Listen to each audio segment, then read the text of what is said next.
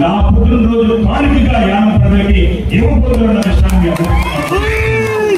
దాని తర్వాత రాబోయే డిసెంబర్ 31 తారీఖు లోపు ఎన్ని వందల కోట్లు ఖర్చు అయినా కానీ ఐలాండ్ నెంబర్ 3 కి 100% మన ప్రభుత్వానికి ఎన్ఐ లెటర్ వచ్చింది. ప్రభుత్వం 60% మేము ఇస్తాం, 40% అంటే దాన్ని స్కీమ్ ని 100% భారత ప్రభుత్వం ఇచ్చేలాగా ఒప్పించగలిగాను.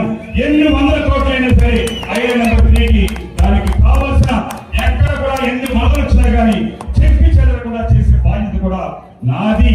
రాబోయే 6 నెలలని చెప్తున్నాను. ఎలక్షన్ ముందుగానే మూడోది తలకాలపేటకు సంబంధించిన రైతులకి అవతల పక్కన రాయి కొట్టుకెళ్ళిపోతుంటే దానికి ఒక 10 కోట్ల రూపాయలతో ఆ రాయి కూడా మళ్ళీ ఎక్కడెక్కడైతే పోయిందో ఆ అన్యూరు చేరు దగ్గర మళ్ళీ అటువైపు పైన ఉన్న దానికి ఎక్కడైతే నష్టమైందో దానంతా సరిచేసే బాధ్యత డిసెంబర్ 31 తారీఖు ముందుగానే ఆ రెండు అన్ని కూడా చేస్తాను.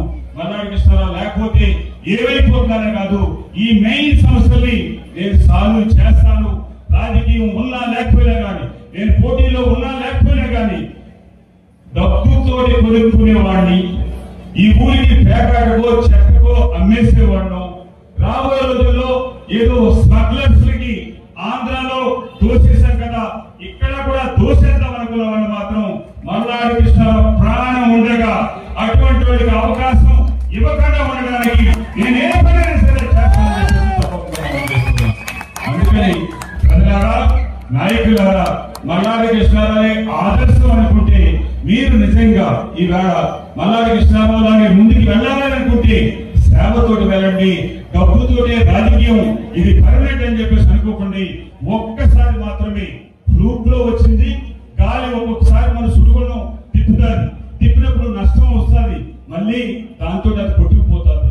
అంతే తప్ప ఈవేళ డబ్బుతోటి కొనుక్కునేవాడు నన్ను పేకా డబ్బులు కదా నేను 10 కోట్లు ఓటి 10,000 రూపాయలు ఇచ్చుకెళ్ళిపోదామని అనుకుంటే ఆ వచ్చి ఎలక్షన్ లో పోటీ చేసినప్పుడు ఆ 10,000 రూపాయలు తీసుకుంటే నా మనసు కొంచెం కష్టం అవుతుంది. లేదు మేము డబ్బు తీసుకుంటాం, ఆ డబ్బు కాదు కదండి, ఆ డబ్బు తీసుకుని ప్రజలకి నష్టం కలిగించి తీసుకున్నాడు కదా, ఆ డబ్బు తీసుకుని నిజాయితీ పరుడు ఎవడో వాడిని మన ఊరికి కావాల్సిన మేము గెలిపించుకుంటామన్నప్పుడు కొంత తృప్తి ఉంటుంది. ఫస్ట్ అయితే కాని డబ్బును మనం ఎందుకు తీసుకోవాలి? 5 సంవత్సరాల్లో లక్షలాది రూపాయలు ప్రభుత్వం ద్వారాగాను డెవలప్మెంట్, కోట్లాది రూపాయలు డెవలప్మెంట్ ద్వారా తీసుకొచ్చేటప్పుడు మనం ఇచ్చే 5,000కో 10,000కో ప్రకృతి పడద్దని మాత్రం నేను చెప్తాను.